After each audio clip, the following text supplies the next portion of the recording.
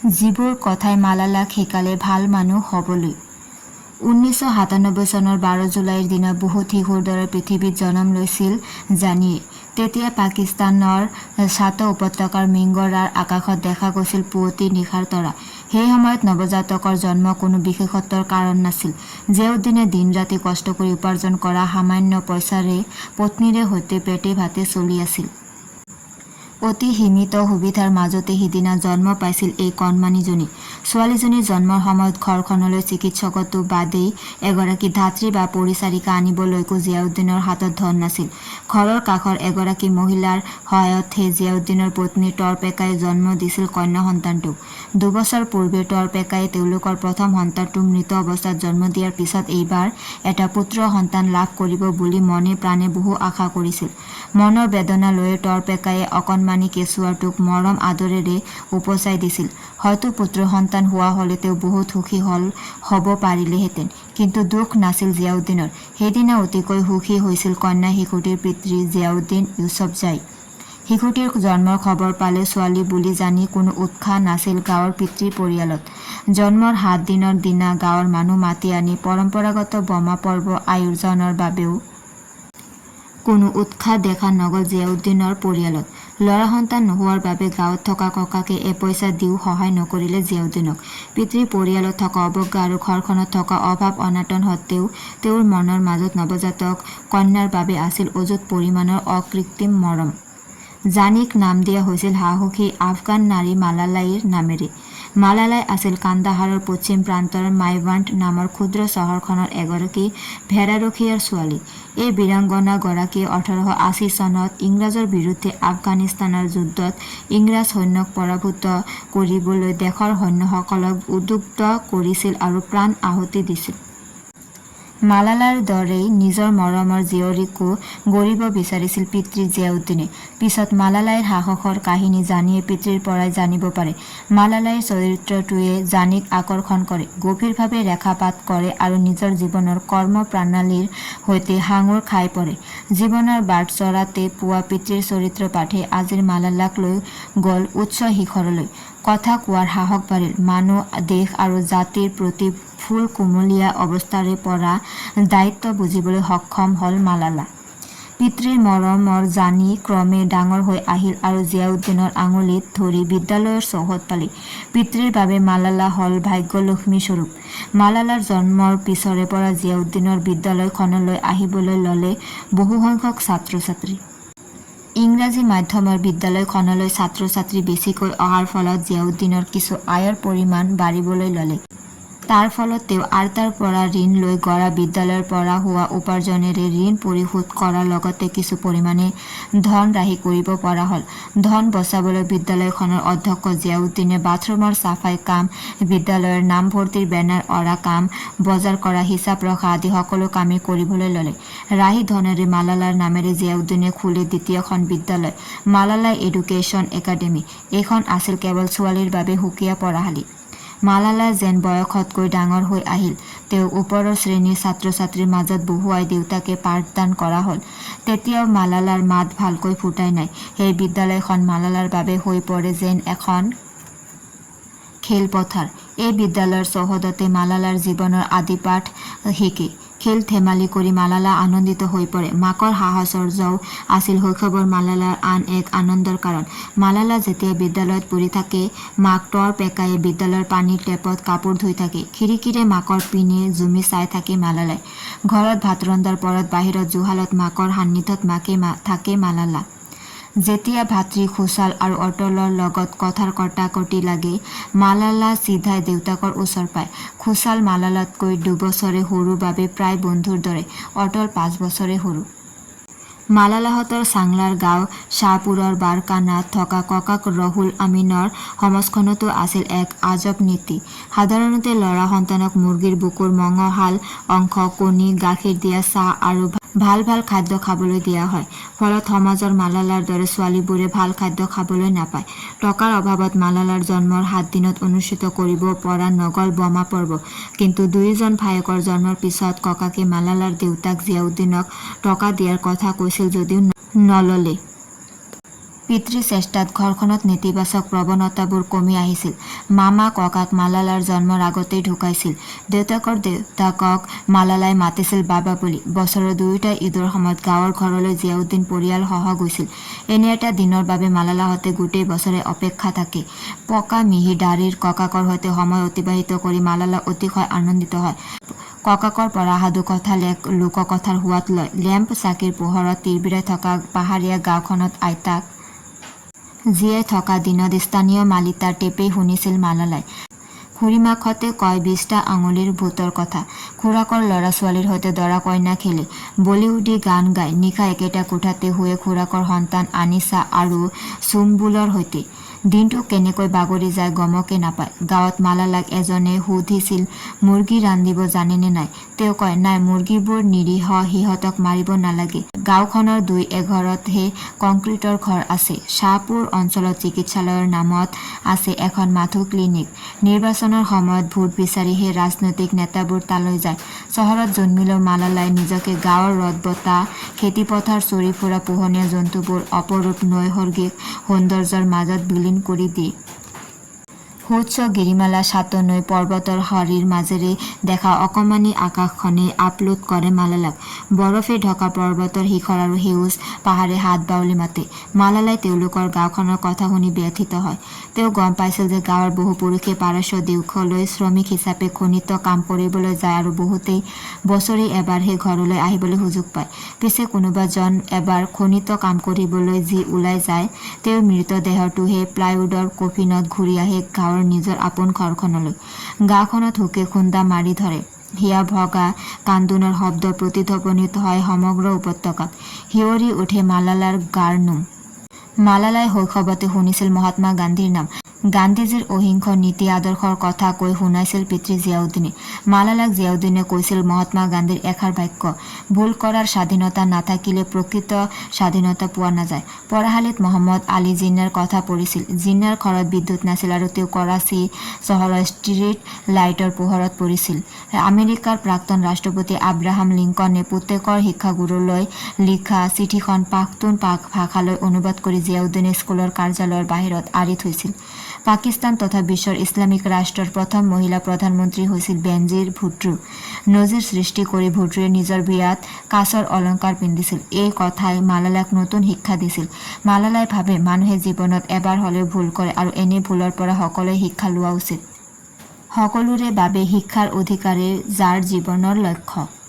মালালাই যে জীৱনত কোনো ভুল কৰা নাছিল এনে নহয়। এদিন মালালাই দেখিছিল তেওঁতকৈ সৰু ছাফিনা নামৰ বান্ধৱীজনীয়ে এটা মোবাইল লৈ খেলি আছিল। মালালা নিশ্চিত হৈছিল যে দেউতাকে কিনি দিয়ে তেওঁৰ গোলাপী ৰঙৰ প্লাষ্টিকৰ মোবাইলটো ছাফিনাই চুৰি কৰি নিছে। মালালাই সুধিলে এইটো ক'ত পাইছা? ছাফিনাই মিছাকৈ কৈছিল বজাৰৰ পৰা আনিছোঁ। মালালাই ইয়াৰ পিছতে সুযোগ বুজি ছাফিনাৰ পৰা খেলনা বস্তু চুৰি কৰি আনিবলৈ লাগিল। কিন্তু এদিন মালালাৰ মাকে আৱিষ্কাৰ কৰিলে ছাফিনাৰ পৰা চুৰি কৰি অনা এই বস্তুবোৰ। মাকৰ দুখী মনটোৰ উমান পাই শংকিত হল মালালা। মাকে ক'লে তুমি এইবোৰ যি কৰিছা সেয়া ভুল। আমি তোমাক তেনে বস্তু দিব পৰা নাই বুলি আমাক লাজ দিব বিচাৰিছা নেকি? মালালাৰ মুখৰ ভাষা হেৰাই গৈছিল। ছাফিনাই যে প্ৰথমতে চুৰি আৰম্ভ কৰিছিল সেই কথা মালালাই বুজাই ক'ব বিচাৰিলে। মাকে ক'লে ছাফিনা তোমাতকৈ সৰু আৰু তুমি তেওঁক ভাল কথা শিকোৱাহে উচিত।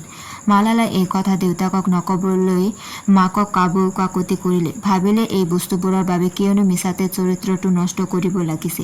মালালাৰ বেয়া লাগিল আৰু ভগৱানৰ ওচৰত শপত খালে। তেতিয়াৰ পৰা তেওঁ কেতিয়াও চুৰি কৰা নাই, মিছা কথাও কোৱা নাই। এবাৰ মাকৰ সৈতে বজাৰলৈ যাওঁতে এজন বেপাৰীৰ খৰাহীৰ পৰা মালালাই একাজলি কাঠবাদাম থপিয়াই লৈছিল। মাকে বেপাৰীজনক ক্ষমা খোজাৰ লগতে 10 টকা আদায় দিব বিচাৰিছিল। কিন্তু বেপাৰীজনে কৈছিল যে কাঠবাদামৰ দাম বহুত। সেইবাৰ মাকে দেউতাকক বিয়ৰি ক'লে। দেউতাকে তৎক্ষণাত বজাৰলৈ গৈ বেপাৰীজনৰ পৰা আটাইখিনি কাঠবাদাম লৈ আহিল। দেউতাকে কাঠবাদামখিনি এটা কাঁচৰ পাত্ৰত ৰাখিলে আৰু ক'লে কাঠবাদাম বৰ ভাল। যদিহে খোৱা পাৰ্টিত যোৱাৰ আগতে গাখীৰেৰে কাঠবাদাম খোৱা তেন্তে মগজুৰ বাবে উপকাৰী। এই নীতি শিক্ষাই যথেষ্ট কাম দিলে। এতিয়া মালালাই আনকো ভুল শুধৰণিৰ শিক্ষা দিয়ে। মালালাৰ স্বাধীনতাৰ সুৰক্ষা আৰু সপোন পূৰণত পিতৃয়ে সহযোগৰ প্ৰতিশ্ৰুতি দিছিল। এই সাহসেৰে তেওঁ অগ্ৰসৰ হৈছে। মালালাৰ জন্মৰ সময়ত ককাক ৰুহুল আমিন সুখী হ'ব পৰা নাছিল। তথাপি ককাকক ভাল পায় মালালাই। ককাক আছিল দূৰদৃষ্টি সম্পন্ন ব্যক্তি। বিভিন্নজনৰ সমালোচনা সত্ত্বেও ককাকে পুত্ৰ জিয়াউদ্দিনক মাদ্ৰাছাৰ সলনি আধুনিক শিক্ষা গ্ৰহণৰ বাবে চৰকাৰী বিদ্যালয়তহে পঢ়িবলৈ নাম লগাই দিছিল। সেই সময়তে ইংৰাজী শিক্ষাৰ গুৰুত্ব বুজিছিল মালালাৰ ককাকে। মছজিদত শুকুৰবৰীয়া নামাজৰ সময়ত ককাকে দিয়া ভাষণবোৰতো আছিল শিক্ষা প্ৰসাৰৰ এটা মহৎ উদ্দেশ্য। তেওঁ শিকাইছিল প্ৰকৃত ইছলামৰ কথা আৰু বাণীসমূহ। আমিনে এসময়ত ভাৰততে শিক্ষা গ্ৰহণ কৰিছিল। অবিভক্ত ভাৰতবৰ্ষৰ প্ৰভাৱশালী নেতা মহাত্মা গান্ধী, জৱাহৰলাল নেহৰু, পাকিস্তানৰ প্ৰতিষ্ঠাতা মহম্মদ আলী জিন্না, পাঠান নেতা খান আব্দুল গফৰ খান আদিৰ স্বাধীনতা আন্দোলনৰ বিভিন্ন কাৰ্যসূচীৰ অংশীদাৰ আছিল। পাকিস্তানৰ স্বাধীনতা লাভৰ সাক্ষী আছিল ৰুহুল আমিন। তেওঁ সাদী আলামান ইকবাল আৰু ৰুমিৰ কবিতাবোৰ পাঠ কৰি কৰি জিয়াউদ্দিনক শিকাইছিল। সৰুতে স্কুলত মালালা আছিল সদায় প্ৰথম, দুবাৰহে দ্বিতীয় স্থান পাইছিল। সেই কথাই তেওঁক বেছিকৈ পঢ়িবলৈ উদগনি দিছিল। দেশে বিদেশে সংঘাতজৰ্জৰ অঞ্চলত শিক্ষা প্ৰদানৰ লক্ষ্যেৰে শৰণাৰ্থী শিবিৰ ভ্ৰমি ফুৰিছিল কিশোৰী মালালা। ককাকৰ শিক্ষা প্ৰদানৰ পদ্ধতি মালালাৰ আদৰ্শ। আজি মালালাই যি স্থানলৈ অগ্ৰসৰ হ'বলৈ পালে তাৰ আঁৰত আছে পিতৃ জিয়াউদ্দিনৰ প্ৰয়াস, আৰু তেওঁ জিয়াউদ্দিনক সেই প্ৰয়াসৰ বাবে সক্ষম কৰি তুলিছিল ককাকৰ দূৰদৃষ্টিয়ে। তাৰ বাবে সেই শিক্ষা আৰু সংস্কাৰৰ জৰিয়তে সমাজখনৰ বিকাশৰ হকে কাম কৰিবলৈ এটা সুসংবদ্ধ প্ৰণালী আয়ত্ত কৰিছিল জিয়াউদ্দিনে। যিদৰে জিয়াউদ্দিনৰ প্ৰতি দায়বদ্ধ আছিল পিতৃ ৰুহুল আমিন, তেনেদৰে মালালাৰ প্ৰতিও দায়বদ্ধ আছিল পিতৃ জিয়াউদ্দিন। শিক্ষাৰ প্ৰতি থকা ককাক আৰু দেউতাকৰ মানসিকতাই মালালাক প্ৰভাৱান্বিত কৰিছিল আৰু তেওঁলোকৰ পদাংক অনুসৰণ কৰিছে। জিয়াউদ্দিনে ছাত্ৰ ছাত্ৰী বিচাৰি নিজৰ স্কুলত নাম ভৰ্তি কৰিবলৈ মিংগৰাৰ পৰিয়ালৰ দুৱাৰে দুৱাৰে ঘূৰিছিল। কথাবোৰৰ সৈতে মালালা পৰিচিত হৈছিল আৰু শিক্ষাৰ প্ৰতি অধিক আগ্ৰহী হৈ পৰিছিল, অধিক দায়বদ্ধ হৈ পৰিছিল। তেওঁ শিক্ষা প্ৰসাৰৰ উদ্দেশ্য সংঘৰ্ষজৰ্জৰ অঞ্চলৰ শৰণাৰ্থীসকলৰ মাজত শিক্ষা প্ৰদান কৰিছিল। নিজৰ জীৱনৰ অভিজ্ঞতাৰ পৰা সঞ্চিত জ্ঞানেৰে তেওঁ আনকো গঢ় দিয়াৰ মন বান্ধি লৈছিল। লগতে তেওঁ নিজৰ অভিজ্ঞতা লগ বন্ধুৰ সৈতে আদান প্ৰদান কৰিছিল। মালালাই কৈছিল, যদিহে মই মজিয়াত বহিও পঢ়িবলগীয়া হয় তেন্তে তেনেকৈ হ'লেও পঢ়িম। নিজৰ বিপদৰ কথা নাভাবি পিতৃ জিয়াউদ্দিনে নাৰী শিক্ষাৰ প্ৰতি যিদৰে কাম কৰি আহিছিল, সেই একে দৃষ্টিভংগীকেই লৈছে মালালাই। প্ৰতিটো ঘৰ, প্ৰতিটো পথ, প্ৰতিখন গাঁও, প্ৰতিখন দেশতে শান্তি তেওঁৰ সপোন। বিশ্বৰ প্ৰতিগৰাকী ল'ৰা আৰু ছোৱালীৰে শিক্ষা তেওঁৰ লক্ষ্য। নাৰী শিক্ষাৰ হকে যুঁজ দিয়া মালালাই ৰাষ্ট্ৰসংঘৰ মজিয়াত ক'লে, সকলো ল'ৰা ছোৱালীৰে সমভাৱে আৰু মৰ্যাদা সহকাৰে শিক্ষা লাভৰ অধিকাৰ আছে। এটি শিশু, এজন শিক্ষক, এটা কলম আৰু এখন কিতাপে বিশ্বখনকে সলনি কৰি দিব পাৰে। হৃদয় কঁপোৱা সেই আতংকৰ দিনবোৰ। মালালাই ভাৰতীয় টেলিভিছনৰ ধাৰাবাহিক চাকা লাকা বুম বুমৰ সঞ্জুৰ দৰে যাদুদণ্ডৰে সকলো সলনি কৰি দিব বিচাৰিছিল। মালালাই ভগৱানক খুজিছিল, ভগৱান মোক সঞ্জুৰ পেঞ্চিলডাল দিয়া, মই সকলোকে সুখী কৰিব খোজোঁ। কিন্তু মালালাৰ কল্পনাৰে সেয়াটো সম্ভৱ নাছিল। তথাপি আশা আছিল, এদিন ছাত উপত্যকালৈ শান্তি ঘূৰি আহিব। শান্তিৰ পৃথিৱী গঢ়িবলৈ শক্তি আৰু সাহস বিচাৰি মালালাই এদিন ভগৱানলৈ এখিলা কাগজত চিঠি লিখিলে। কিন্তু ভগৱানৰ ঠিকনা বিচাৰি নাপাই পাহাৰৰ শিখৰৰ পানীত সোঁতত চিঠিখন উটুৱাই দিলে। ভাবিছিল ভগৱানে নিজে ছাত নৈৰ পৰা এইখন লৈ যাবহি। ভগৱানে যেন তেওঁৰ চিঠিখন নাপালে। ছাত উপত্যকাত ক্ৰমে বাঢ়ি আহিল অশান্তি। মালালাৰ জন্মৰ এবছৰ আগতে তালিবান সন্ত্ৰাসবাদীয়ে আফগানিস্তানৰ পৰা নিজৰ দখল সম্প্ৰসাৰিত কৰি ছাত উপত্যকাত প্ৰৱেশ কৰে। ক্ৰমে সন্ত্ৰাসবাদী সংগঠনটো শিপাবলৈ ধৰে। তেওঁলোকে পুৰুষসকলক দীঘল দাঢ়ি ৰাখিবলৈ আৰু মহিলাসকলক বোৰখা পিন্ধিবলৈ বাধ্য কৰে। পবিত্ৰ ইছলামক ৰক্ষাৰ দোহাই দি তেওঁলোকে সাধাৰণ আৰু অশিক্ষিত লোকসকলৰ সমৰ্থন লাভ কৰিবলৈ চেষ্টা কৰে। এসময়ৰ পৰ্যটনৰ অন্যতম আকৰ্ষণস্থল সুউচ্চ হিন্দুকুশ পৰ্বতৰ হুকুলা বৰফৰ আচ্ছাদন আৰু ছাত নৈৰ নৈসৰ্গিক দৃশ্যৰে মনোমোহা ছাত উপত্যকা হৈ পৰিল তালিবানৰ ৰম্যভূমি। পাকিস্তান চৰকাৰৰ অৱজ্ঞাৰ হেতুকে তালিবানে নিজৰ দখল সাব্যস্ত কৰি ছাততো ছাৰিয়া আইন মানিবলৈ সাধাৰণ নাগৰিকক হেঁচা দিবলৈ ধৰে। শান্তিৰে বাস কৰা ছাতবাসীৰ বাবে আহিল বেয়া দিন। এদিন জিয়াউদ্দিনৰ বিদ্যালয়ো আহিল সংকট। মৌলানা, ঈশ্বৰৰ দূত অথবা মুফতি ফজলুল্লাহ বুলি পৰিচয় দিয়া লোক আহি বিদ্যালয় গৃহৰ গৰাকীক ক'লেহি যে জিয়াউদ্দিন এইখন হাৰাম স্কুল খুলিছে। জিয়াউদ্দিনৰ পৰা ঘৰটো উভতাই ল'ব লাগে আৰু তেওঁলোকক মাদ্ৰাছা খুলিবলৈ দিব লাগে। কিন্তু মান্তি নহ'ল ঘৰৰ গৰাকী। নিশা জিয়াউদ্দিনক বিদ্যালয় বন্ধ কৰিবলৈ ধমকি দিয়ে এটা হাতজনীয়া তালিবানী দলে। জিয়াউদ্দিনৰ ইংৰাজী মাধ্যমৰ বিদ্যালয়খন ভাবুকিৰ সন্মুখীন হ'ল। বিদ্যালয়খনত ল'ৰাৰ সৈতে ছোৱালীয়ে শিক্ষা গ্ৰহণ কৰা আৰু প্ৰাপ্তবয়স্ক ছোৱালীয়ে বোৰখা নিপিন্ধা লৈও তালিবানী দলটোৱে জিয়াউদ্দিনক ককৰ্থনা কৰে। তেওঁলোকৰ মতে মুঠৰ ওপৰত বিদ্যালয়খন বন্ধ কৰিব লাগে। জিয়াউদ্দিনে বিদ্যালয়খন বন্ধ নকৰিলে। ঐতিহাসিক দিনত বুদ্ধসকলে এই অঞ্চলটোত শান্তিৰে বাস কৰিছিল আৰু তেওঁলোকে বহু বৌদ্ধ মন্দিৰ আৰু স্তূপ ইয়াত স্থাপন কৰিছিল। তালিবানে এইবোৰ এফালৰ পৰা ভাঙি নিঃশেষ কৰি পেলালে। ক্ৰমে তালিবান এই অঞ্চলটোত ৰজাৰ দৰে হৈ পৰিল। 2001 চনৰ 11 ছেপ্টেম্বৰত আমেৰিকাৰ বিশ্ব বাণিজ্য কেন্দ্ৰত আল কায়দা সন্ত্ৰাসবাদী সংগঠনে আক্ৰমণ কৰাৰ পিছত বিশ্ব ক্ৰাক ওছামা বিন লাডেনক বিচাৰি চলাত কৰিছিল মাৰ্কিন সৈন্যই। সেই সময়ত লাডেনক নিৰাপদ স্থানত থাকিবলৈ সুযোগ দিছিল তালিবানে। ফলত আফগানিস্তানত প্ৰচণ্ড সংঘৰ্ষ চলিল।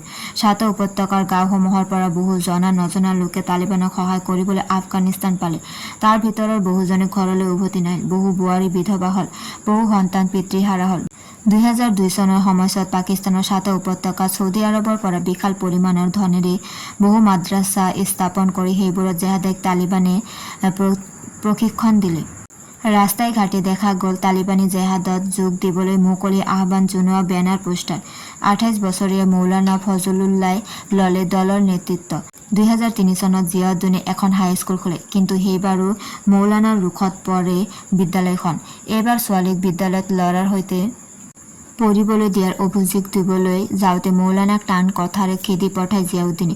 তেওঁ মৌলানাক প্ৰখ্যাত মানসিক চিকিৎসক ডাক্তৰ হায়দৰ আলীৰ ওচৰলৈ লৈ যাব নেকি বুলিও তাচ্ছিল্য কৰে।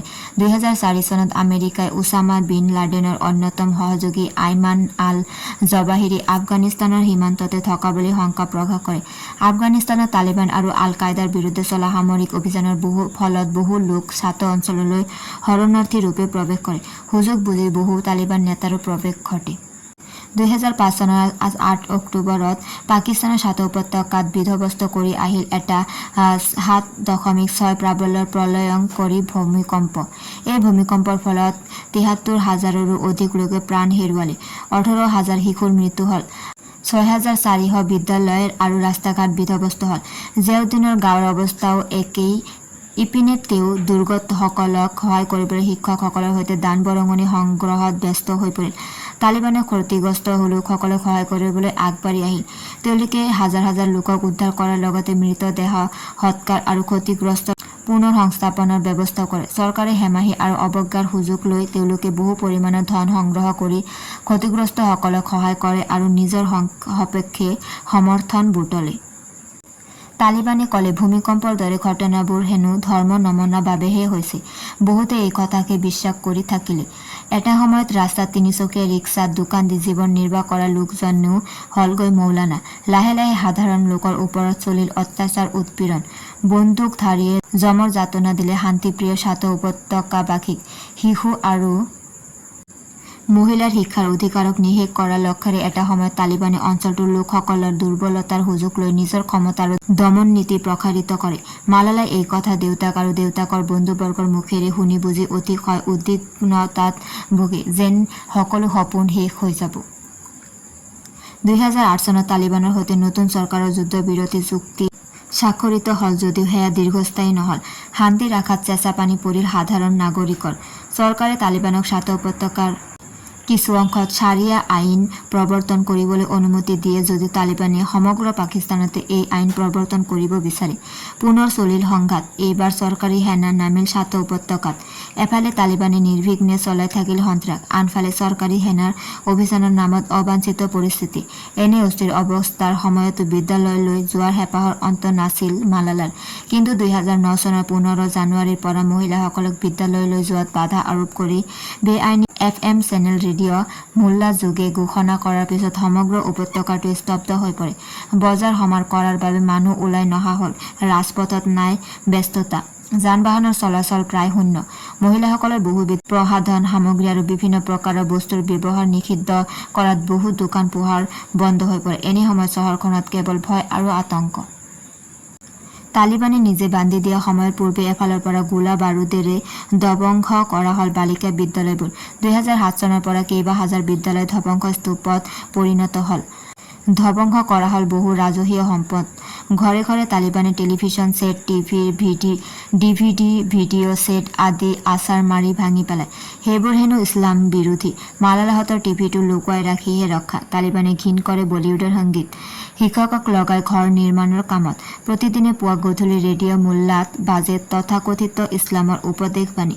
সেইবোৰ শুনাৰ কাৰণে মৌলানাই সকলোকে বাধ্য কৰে। একেটা বৰ্ষতে পাকিস্তানৰ প্ৰাক্তন প্ৰধানমন্ত্ৰী বেনজিৰ ভুট্টো আৰু শতাধিক দলীয় কৰ্মী তালিবানৰ আক্ৰমণত নিহত হয়। 2009 চনৰ জানুৱাৰীত মিংগৰাৰ ঘৰত নৃশংসভাৱে গুলীয়াই থকা হত্যা কৰে গায়িকা নৃত্য শিল্পী শাবানাক। তালিবানে বহু হাজাৰ খ্যাত অখ্যাত লোকক হত্যা কৰে। ছাত্ৰ বিদ্যালয়ৰ উপাচাৰ্য ডক্টৰ মহম্মদ ফাৰুকক হত্যা, বিদেশী সাহায্য কৰ্মীক হত্যা, এছিয়া বিবি নামৰ খ্ৰীষ্টিয়ান মহিলাক ধৰ্মদ্ৰোহত মৃত্যুদণ্ডৰ পিছত মহিলাগৰাকীৰ সপক্ষে কোৱা বাবে পঞ্জাৱৰ ৰাজ্যপাল ছলমান তাছিৰক দেহৰক্ষীয়ে 26টা গুলীৰে থকা সৰকা কৰে। ঘৰে ঘৰে ধন দাবী, ল'ৰাক জেহাদী হ'বলৈ বাধ্য কৰোৱা হ'ল। বহু লোকে আতংকত ঘৰ এৰিলে। মালালাৰ স্কুলৰ শিক্ষয়িত্ৰী মেডাম মিৰিয়মে শীতকালীন বন্ধ ঘোষণা কৰি কৰাচীলৈ গ'ল। অনিশ্চিত পৰিস্থিতিৰ বাবে শীতকালীন বন্ধ কেতিয়া খুলিব সেই কথা ঘোষণা কৰা নহ'ল। বন্ধৰ পিছত ল'ৰাৰ স্কুল খুলিল, কিন্তু ছোৱালীৰ স্কুলবোৰ বন্ধ হৈয়ে থাকিল। তালিবান আৰু চৰকাৰৰ এখন চুক্তি হ'ল, কিন্তু সন্ত্ৰাসৰ অন্ত নপৰিল। এদিন তালিবানে মালালাৰ মাকক বজাৰলৈ যাওঁতে বুৰ্খা নিপিন্ধাৰ বাবে অপমানিত কৰি সকীয়াই দিলে। মাকে ভৱিষ্যতে বুৰ্খা ল'ম বুলি কৈহে প্ৰাণ লৈ ঘৰলৈ উভতিব পাৰিছিল, কিন্তু পাঠান সংস্কৃতিত বুৰ্খা নিপিন্ধে। তেওঁলোকৰ পৰম্পৰা অনুসৰি মাকে এখন কাপোৰ মূৰত মেৰিয়াই লৈ বজাৰলৈ গৈছিল। তালিবান আৰু পাক সেনাৰ মাজত দ্বিতীয়বাৰ সংঘাত তীব্ৰতৰ হৈ উঠে। 2009 চনৰ 5 মে'ত ছাতৰ পৰা আন বহুতৰ দৰে আভ্যন্তৰীণভাৱে মালালাহঁতক স্থানান্তৰ কৰা হ'ল। সেয়া আছিল অতিশয় বিষাদৰ দিন। ঘৰৰ সকলো এৰি থৈ কি যে অৱস্থা হ'ল মালালাৰ। 3 মাহ পিছত উভতি আহি দেখে আগৰ ছাতো নাই। ঘৰবাৰী, বিদ্যালয়, দলং, মন্দিৰ, মছজিদ সকলো বিধ্বস্ত। দোকান পোহাৰ, ঘৰবাৰীত ব্যাপক লুণ্ঠন। বন্ধ নহ'ল তালিবানৰ কুটাঘাত, হত্যা আৰু অপহৰণ। নাপিতৰ দোকান আৰু বিউটি পাৰ্লাৰ বন্ধ। পলিঅ'ৰ ছিটাকৰণতো নিষেধাজ্ঞা। এই ঔষধৰ দ্বাৰা হেনো আমেৰিকাৰ মহিলাৰ সন্তান জন্ম দিয়া ক্ষমতা নোহোৱা কৰিব। 2012 চনৰ জানুৱাৰীত হত্যা কৰা হ'ল জিয়াউদ্দিনৰ অন্তৰংগ বন্ধু জাহিদ খানক। কোনে জিয়াউদ্দিনক সাৱধান কৰি দিলে এইবাৰ লক্ষ্য তুমি। বহুকেইজন খান আৰু ৰাজনৈতিক নেতাক হত্যা কৰা হ'ল। জিয়াউদ্দিনে তালিবানক উদ্দেশ্যি ডেইলী আজাদী কাকতলৈ এখন পত্ৰ লিখিলে, ধৰ্মৰ নামত শিশুসকলৰ কোনো হানি নকৰিবা। তোমালোকে যি ভগৱানক বিশ্বাস কৰা, শিশুসকলেও সেই ভগৱানকে বিশ্বাস কৰে। ইতিমধ্যে মালালা সংবাদ মাধ্যমৰ জৰিয়তে চৰ্চিত হৈ পৰে আৰু তালিবানৰ লক্ষ্য হৈ পৰে মালালা। পাহৰিব নোৱাৰা সেই 9 অক্টোবৰৰ অভিশপ্ত দিনটো। মালালাৰ পৰিয়ালৰ লগতে ওচৰ চুবুৰীয়া আৰু আত্মীয়স্বজনে ইমান দিনে সাৱধান কৰি থকাৰ দৰে আহিল এটা অভিশপ্ত দিন, এটা অভিশপ্ত মঙলবাৰ। সেয়া আছিল 2012 চনৰ 9 অক্টোবৰ, মালালাৰ জীৱনৰ বাবে অতি ভয়াৱহ দিন। শিশুৰ ওপৰত তালিবানে আক্ৰমণ নকৰে বুলি থকা বিশ্বাস সিদিনা নিমিষতে শেষ হৈ গ'ল। যিগৰাকী কিশোৰে সমাজৰ শান্তি আৰু শিক্ষা প্ৰসাৰৰ হকে আগবাঢ়ি আহিছিল, সেইগৰাকীয়ে চিকাৰ হ'ল সন্ত্ৰাসবাদৰ। অভিশপ্ত দিনটোত ভৰ দুপৰতে ৰাজপথত 15 বছৰীয়া কিশোৰী মালালাৰ মগজু ভেদি গ'ল নৃশংস তালিবান সন্ত্ৰাসবাদীৰ কল 45 পিষ্টলৰ গুলীয়ে। সেয়া আছিল পৰীক্ষাৰ সময়। ভাল প্ৰস্তুতিৰে মালালাই 8 অক্টোবৰৰ দিনা পদাৰ্থ বিজ্ঞানৰ পৰীক্ষাটো দিলে। 9 অক্টোবৰৰ দিনা আন দিনাৰ দৰে মালালাক দেউতাকে পুৱাই জগাই দিলে। জানি মন উঠিবৰ হৈছে। মালালাই ক'লে, আৰু অলপ সময় আবা। বিচনা এৰি মালালাই মাকক ক'লে, ভাবি মোৰ পলম হৈছে। দৌৰাদৌৰিকৈ মালালা ওলাই গ'ল পৰীক্ষা দিবলৈ। মালালাৰ স্বস্তি যে সিদিনা পাকিস্তান ষ্টাডিজৰ পৰীক্ষা ভবাতকৈ বেছি ভাল হ'ল। পাকিস্তানৰ জন্মদাতা জিন্না আৰু বাংলাদেশৰ জন্মলৈকে সকলো বিষয়ে শুদ্ধ হৈছে, কিন্তু পৰীক্ষা শেষ হোৱাৰ পৰাই পেটত লাগি আছে ভোকটো। 15 বছৰীয়া ছোৱালী দূৰৰ দোকানলৈ একো খাবলৈ যাব নোৱাৰে। ইপিনে তেওঁলোকৰ ঘৰলৈ থবলৈ ডাইনা আহিবলৈ আৰু কিছু সময়। লগত থকা আটাইতকৈ ভাল বান্ধৱী মণিবা আৰু আন কেইগৰাকী মানৰে সৈতে তেওঁ বিদ্যালয় চৌহদতে বিভিন্ন কথা পাতি আছিল। বিদ্যালয়ৰ সহায়ক শ্বেৰ মহম্মদ বাবাই তেওঁলোকৰ ডাইনা নামৰ স্কুল বাছখন অহাৰ বতৰা দিয়ালৈকে অপেক্ষা। প্ৰথম ট্ৰিপ মাৰি দ্বিতীয়বাৰ মালালাহঁতক থবলৈ যাব। এগৰাকী সৰু ছোৱালীৰ হতুৱাই মালালাই দোকানৰ পৰা এটি মাকৰ পেকেট অনালে আৰু তাকে খাবলৈ ধৰিলে। বাকীখিনি আন কেইজনীক দি দিলে। 12 বজাত ডাইনা আহিল। বাবাই কোৱাৰ লগে লগে আটাইকেইজনীয়ে খটখটিৰে ৰাস্তালৈ নামি গ'ল আৰু ডাইনাৰ পিছফালে মুকলি অংশত থকা 3খন দীঘলীয়া আসনত 20 জনী ছোৱালী আৰু 3গৰাকী শিক্ষয়িত্ৰীয়ে কিবাকৈ বহি ল'লে। ডাইনা চলিল। মাকে অটলক মালালাৰ লগত ঘৰলৈ যাবলৈ কৈছিল বাবে সিও আহি ডাইনাত উঠিব খুজিলে। অটলে ডাইনাৰ পিছফালৰ টেইল বৰ্ডত থিয় দিয়াত চালক উছমান ভাইজানে ক'লে, ভিতৰত বহি লোৱা, নহ'লে মই তোমাক নিনিওঁ। কিন্তু তাত আৰু বহিবলৈ ঠাই নথকাত অটল ৰৈ গ'ল। ছোৱালীবোৰৰ কোনোৱে গান গালে, কোনোৱে কাৰোবাক জোকালে। মালালাই হাতেৰে ড্ৰাম বজাই গ'ল। মালালাই লক্ষ্য কৰিলে, আনদিনা এইখিনি সময়ত গাড়ী মটৰেৰে হাজী বাবা ৰোড ব্যস্ত হৈ থাকে। আজি চোন নিমাও। মানিবাক ক'লে, আজি মানুহবোৰ কলৈ গ'ল? হঠাতে এজন যুৱকে গাড়ীখন ৰখাই উছমান ভাইক সুধিলে, এইখন খোছাল স্কুলৰ বাছ হয়নে? উছমান আলীয়ে উত্তৰ দিলে, হয়। যুৱকজনে ক'লে, কেইটিমান শিশুৰ বিষয়ে জানিব লাগে। উছমান ভাইয়ে তেওঁলোকক অফিচলৈ যাবলৈ ক'লে। হঠাতে আন এজন যুৱক টেইল বৰ্ডত উঠিল। মুখত কাপোৰ বন্ধা যুৱকজনে পিষ্টল টোৱাই প্ৰশ্ন কৰিলে, মালালা কোন? আটাইকেইজনে মুখেৰে একো নক'লে যদিও কোনোৱে মালালাৰ ফালে চালে। যুৱকজনে এটা এটাকৈ 3টা গুলী এৰি দিলে। প্ৰথম গুলীটোৱে মালালাৰ বাওঁ চকুৰ কাষেৰে সোমাই গৈ কান্ধত লাগিল। মণিবাৰ কোলাত ঢলি পৰিল মালালাৰ ৰক্তাক্ত শৰীৰ।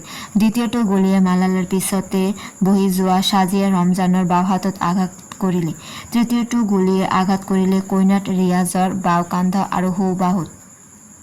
গুলীৰ আঘাত মূৰত লৈ অচিনাকি দেশত মালালাই চকু মেলি দেখে সেয়া কোনোবা অচিন ঠাই। চাৰিওফালে অচিনাকি মানুহবোৰ। ইংৰাজীতে চলি আছে কথা বতৰা। ওচৰত নাই মাক, নাই দেউতাক। হঠাতে সকলো সলনি। এই সলনি কিয়? 16 অক্টোবৰত ইংলেণ্ডৰ বাৰ্মিংহামত থকা বিখ্যাত কুইন এলিজাবেথ হস্পিটেলৰ বেডত চেতনা ঘূৰাই পাই বিমৰ্ষ হৈ পৰে মালালা। কথা ক'ব পৰা নাই। মনৰ মাজতে প্ৰশ্ন হ'ল, মই ক'ত? কোনে মোক ইয়ালৈ আনিলে? মোৰ মা দেউতা ক'ত? মোৰ দেউতা জীয়াই আছেনে? উৰ্দুতে কিবা কথা ক'লে ডাক্তৰ জাভিদে। ইছলামৰ কথা মতেই শুভেচ্ছা জনালে ডাক্তৰ ফিয়নাই। চিকিৎসকসকলে ক'লে, মালালা এতিয়া তেওঁলোকৰ মিংগৰা চহৰৰ পৰা বহু হাজাৰ মাইল আঁতৰৰ বাৰ্মিংহামৰ কুইন এলিজাবেথ হস্পিটেলত। বাৰ্মিংহাম ক'ত? সেই ধাৰণাটো মালালাৰ নাছিল। তেওঁক এখন এটলাছ চাবলৈ দিয়া হ'ল। এগৰাকী নাৰ্ছে আনি দিলে এডাল পেঞ্চিল আৰু এটা নোটবুক। আখৰবোৰ চিনি পাবলৈ ডাক্তৰ জাভিদে মালালাক দিলে এখন আলফাবেট বৰ্ড। মালালাই লিখিবলৈ চেষ্টা কৰিলে, কিন্তু শব্দবোৰ ঠিক লগাই লিখিব নোৱাৰিলে। দেউতাকৰ ফোন নম্বৰটো লিখিবলৈ চেষ্টা কৰিলে। ডাক্তৰ ফিয়নাই এটা টেভি বিয়েৰ হাতত তুলি দিলে। তাৰ নাম জুনাইদ। তেওঁলোকে মালালাক এই বুলি ক'লে যে তেওঁৰ দেউতাক পাকিস্তানতে আছে, নিৰাপদে আছে। চিন্তাই জুমুৰি মাৰি ধৰিল মালালাক। চিকিৎসালয়ৰ বিল কেনেকৈ দিব? তেওঁলোকৰতো ইমান টকা নাই। তেওঁৰ কাষলৈ যিয়ে আহে তাকে সোধে একেবাৰে প্ৰশ্ন। দেউতাকক দেখি মালালাৰ শংকা, সন্ত্ৰাসবাদীৰ গুলীত দেউতাকৰ মৃত্যু হৈছে, নহ'লে ইমান সময়ে তেওঁ কিয় দেখা নাই? উচপি উঠে মালালা। তেওঁ নোটবুকত লিখিলে, দেউতা কেতিয়া আহিব? ডাক্তৰ ফিয়নাই সিদিনাৰ ঘটনাটো বিৱৰি ক'লে।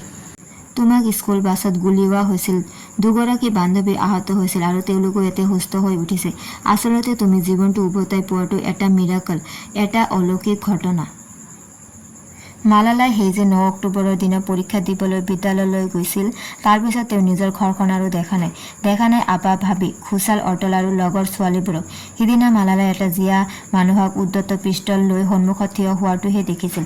বাকীখিনি আৰু একো গম নাপালে। ঘটনাৰ পিছতে মালালাক ভৰ্তি কৰা হৈছিল মিংগৰাত, পিছত পেজবাৰ ৰাৱালপিণ্ডি আৰু অৱশেষত উন্নত চিকিৎসাৰ বাবে অচেতন অৱস্থাৰে পাকিস্তান চৰকাৰে বিশেষ বিমানযোগে মালালাক প্ৰেৰণ কৰে ইংলেণ্ডলৈ। তাত চিকিৎসকৰ কঠোৰ শ্ৰমৰ অন্তত জীৱন ঘূৰাই পালে মালালাই। তেওঁ চিকিৎসালয়ত যি বিচাৰে বা নিবিচৰাকৈ বহু বস্তু পালে। আনকি পাকিস্তানৰ চিনাকি বাতৰি কাকতখনো চাবলৈ পালে প্ৰতিদিনে বাহিৰৰ পৰা আনি দিয়া হ'ল তেওঁৰ প্ৰিয় ভজা মুৰ্গীৰ মাংস আৰু চিপছ। চাবলৈ দিয়া হ'ল বিভিন্ন DVD, আনি দিয়া হ'ল পিন্ধিবৰ বাবে বহু ধুনীয়া ধুনীয়া কাপোৰ। তাতোকৈ ডাঙৰ কথা যে মৃত্যুৰ সৈতে যুঁজি ঘূৰাই পালে তেওঁৰ এই অমূল্য জীৱন। সকলো পায়ো কাষতে পোৱা নাই মাক দেউতাক আৰু বাকীবোৰক। ডাক্তৰ জাভিদে ফোনত কথা হ'বলৈ দিলে দেউতাকৰ লগত। কান্দোনত ভাগি পৰিল মালালা। বহু কথা পাতিবৰ মন গৈছিল, কিন্তু মূৰৰ বিষটোৱে বাৰে বাৰে তেওঁক স্তব্ধ কৰি দিয়ে। মালালাই ভাবে, তেওঁৰ এই কষ্টতকৈ দেউতাকে যে আৰু কিমান কষ্ট সহ্য কৰি যাবলগীয়া হৈছে। এদিন মাক দেউতাক আৰু 2জন ভাতৃ আহি কাষত থিয় হ'ল। কথা ক'বলৈ ভাষা নাই, কেৱল পাৰ ভঙা চকুলো।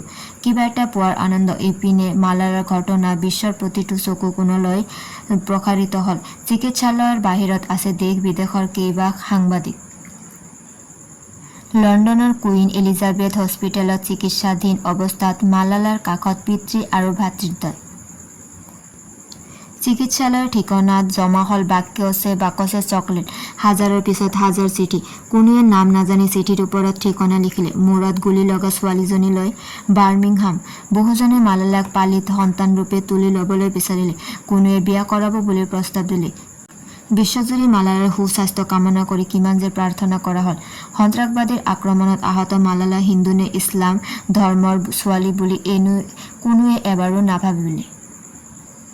চিকিৎসালয়ৰ বিচনাত পোৱা তেওঁৰ আটাইতকৈ আকৰ্ষণৰ বস্তুবিধ আছিল পাকিস্তানৰ প্ৰাক্তন প্ৰধানমন্ত্ৰী প্ৰয়াত বেনজিৰ ভুট্টোৱে পৰিধান কৰা দুখন শ্বল। সেয়া প্ৰেৰণ কৰিছিল ইছলামিক ৰাষ্ট্ৰৰ প্ৰথমগৰাকী মহিলা প্ৰধানমন্ত্ৰী ভুট্টোৰ 2 সন্তান বিলবাল আৰু বখতৱাৰে। মালালাই শ্বল দুখন খুলি লৈ নাকেৰে ঘ্ৰাণ লৈছিল, এটা মাদকতা অনুভৱ কৰিছিল। মালালাৰ নামত ৰাষ্ট্ৰসংঘৰ শিক্ষা বিষয়ৰ বিশেষ দূত তথা ব্ৰিটেইনৰ প্ৰাক্তন প্ৰধানমন্ত্ৰী গৰ্ডন ব্ৰাউনে আৰম্ভ কৰিলে আই এম মালালা অভিযান। পপষ্টাৰ চেলেনা গোমেজে ছ'চিয়েল নেটৱৰ্কিং ছাইটত শুভেচ্ছা জনালে মালালাক। মডোনাই মালালাৰ নামত উৎসৰ্গা কৰিলে এটা গান। হলিউডৰ অভিনেত্ৰী এঞ্জেলিনা জলিয়ে এটা বাৰ্তা প্ৰেৰণ কৰিলে। 2013 বৰ্ষৰ প্ৰথম ভাগত এটা ভাল খবৰ আহিল। মালালা ওলাল চিকিৎসালয়ৰ বাহিৰলৈ। চিকিৎসালয়ৰ সমস্ত খৰচ বহন কৰিলে পাকিস্তান চৰকাৰে। নিৰাপত্তাৰ খাতিৰতে বাৰ্মিংহামত মালালাক পৰিয়ালসহ থকাৰ বাবে এটা এপাৰ্টমেণ্টৰ ব্যৱস্থা কৰি দিয়া হ'ল। বাৰ্মিংহামতে মালালাক বিদ্যালয়ত নামভৰ্তি কৰি দিয়া হ'ল। এতিয়া মালালা ইংলেণ্ডত, কিন্তু শীঘ্ৰেই স্বদেশলৈ উভতি যাবলৈ মন উদ্বাউল। মনোমোহাৰ ছাতে মাতি আছে লগৰ ছোৱালীবোৰৰ সৈতে কথা পাতিবৰ মন। তেওঁৰ বাবে ৰৈ আছে একেলগে পঢ়া সহপাঠীবোৰ। এই সহপাঠীবোৰৰো একেই আশা। সেই আশাৰে বিদ্যালয়ৰ শ্ৰেণীকোঠাত আজিও ৰাখি থোৱা হৈছে এখন খালী আসন। মালালা আকৌ আহিব।